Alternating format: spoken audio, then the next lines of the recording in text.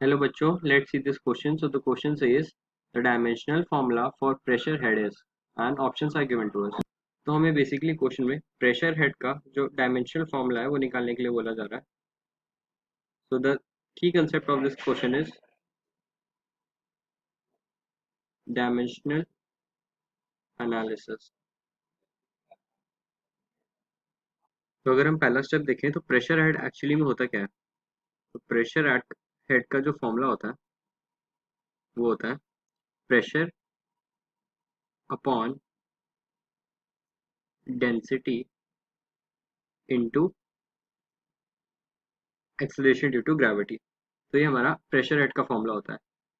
अब अगर हम प्रेशर डेंसिटी और जी की सबकी डायमेंशन फॉर्मूला निकालें तो हमारा प्रेशर हेड का डायमेंशन आ जाएगा इस इक्वेशन में पुट करके. तो जो प्रेशर होता है हमारा प्रेशर होता है फोर्स अपॉन एरिया, और जो फोर्स की जो डायमेंशन होती है वो होती है M L T minus two. तो जो एरिया होता है उसकी होती है एल स्क्वायर.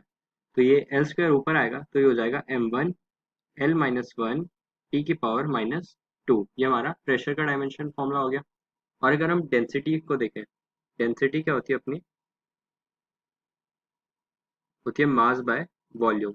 तो वॉल्यूम का एल क्यूब और मास का तो एम ही होगा, तो ये हो जाएगा एम एल की पावर माइनस थ्री.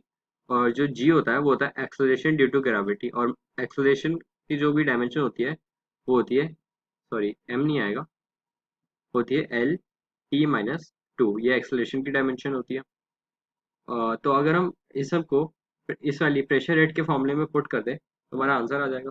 तो नेक्स्ट स्टेप देखते हैं. तो डायमेंशन ऑफ प्रेशर हेड जो हमारे आ जाएंगे वो आ जाएगा प्रेशर का, लिख दें M one L minus one T minus two. हमारी प्रेशर की डायमेंशन हो गई.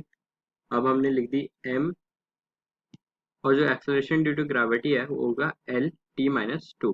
तो इसको सॉल्व करने के बाद जो आंसर आएगा एम ज़ीरो एल की पावर वन and t की power also 0. So this is the final answer, that is option 4, that is m0 l1 t0. So hope you understood it well. Best of luck.